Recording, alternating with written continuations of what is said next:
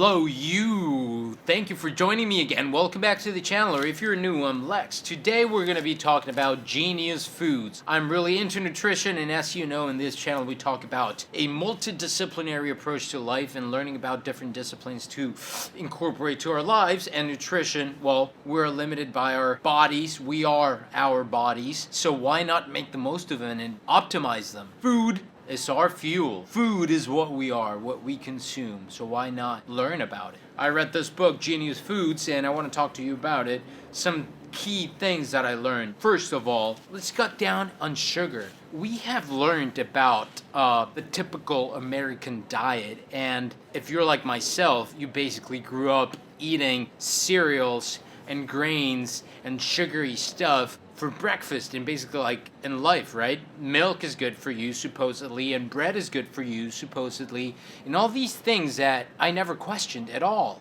And in all honesty, I have changed my diet these last 2 weeks and quit on a couple of things that have made my life a lot better, and one of them is cutting down on sugar. Processed foods, basically, candy, sodas, bread. There are many things that have underlying sugar in there just to make you crave it. We have developed this certain addiction to sugar, and companies know it. Companies know that putting sugar into things will just make them sell more at the cost of our health. And I think that's despicable. Why do we need to crave this thing and become slaves to something when we can just basically free ourselves up? So cutting down on that sugar is like a great thing that we can do. I know that it can be done like one day to the next, especially if we're used to like eating a lot of sugar, but maybe doing it one thing at a time and setting these small goals, saying, all right, I will quit candies and not eat them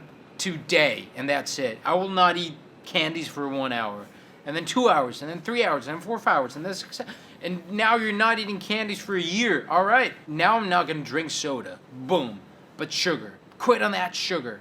And I'm not saying like every type of sugar, because, fruit's got sugar in it, but I mean processed sugar, don't buy it. If you don't buy it, it'll most certainly not go into your body.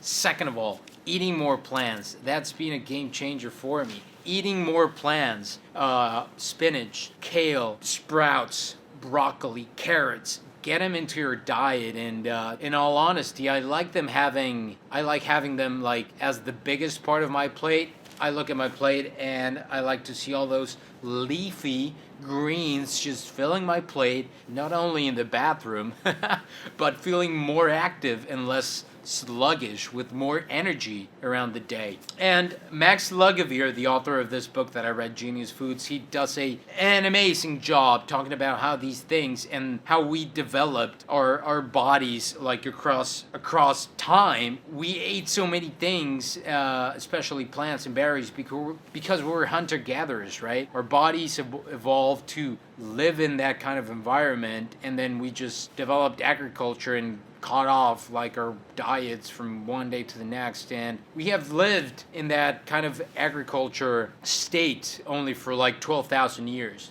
in comparison to the 60,000 years that we were hunter-gatherers. So it makes a lot of sense that our bodies need plants. I mean, not only those, if you're plant-based, great. If you want to eat meat, I do believe that we need like a diversity of things, and it's just my taste, but getting plants into your diet will certainly help you out. Third of all, I like this one, and I've seen that skipping breakfast. I mean, I don't need my breakfast all the time. I grew up with a family where they told me, right, you need your breakfast. It's the most important meal of the day. And I noticed that I can just skip breakfast and I feel great. I got a lot of energy. I don't feel sluggish. I can get other stuff done. And that also helps me limit my calorie intake, right? So it's a bam, two birds with one stone kind of thing. Of course, you should always try this out for yourself and don't just go head and heels over it. Consult if you're having like any medical conditions or you have any special diet that you want. But in my experience, do your due diligence. I've tried it and I loved it. Fourth of all, don't be afraid of fats. There are fats that are great for our body, especially like olive oil. You know, that Mediterranean diet, those Italian guys that eat olive oil with everything Yeah, there's a thing why those guys have like extremely long health. I don't know what it is. Maybe it's like the social stuff. But certainly olive oil is a great thing that you can use to cook low to medium heat or use as a salad dressing and get it in there and it'll help you out. Those kind of fats help your brain. Our brains actually love those kind of fatty things that we have in there. Leptides. I don't know if that's what you call it, leptides. And we need those things, LDLs and HDLs. They're like, I don't like calling them good and bad fats. Max Lugavere does a great job of talking about this. And that'll help you build actually more things that help out. So I'm not getting too scientific about this, just talking about my experience and my process of changing my diet in certain things. Maybe I'll get into more scientific things, maybe talk to someone about it. I just want to share what I'm doing with my diet right now. Hope you enjoy, hope you like this video. If you get anything out of this, I recommend reading Max Lugavere's book, Genius Foods, listening to his podcast. You'll learn a lot about nutrition and science and what it does to your body and prevention of Alzheimer's and dementia and certain things, right? To play for the long term. So that's what I'm enjoying, I'm trying out. I'll keep sharing it with you guys. I hope you have a great day and night, day, whatever it is. It's nighttime out here, so hope that you enjoy.